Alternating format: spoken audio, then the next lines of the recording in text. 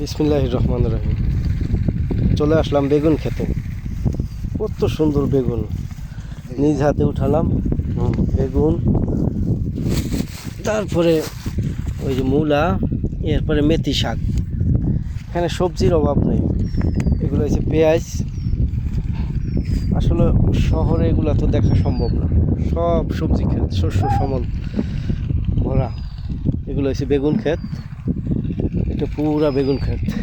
ওই সামনে আছে লাউ ক্ষেত, পেঁয়াজ, ওইদিকে আছে কাঁচামরিচ। এখানে সবজি আর সবজি, সব সবজি। আল্লাহর কি নিয়ামত। যেদিক দুই চোখ যায় সবই শস্য শ্যামল, সবুজ ফসল। কি নাই এই এই মানে কি বলে, এই ক্ষেতের ভিতরে সবই আছে।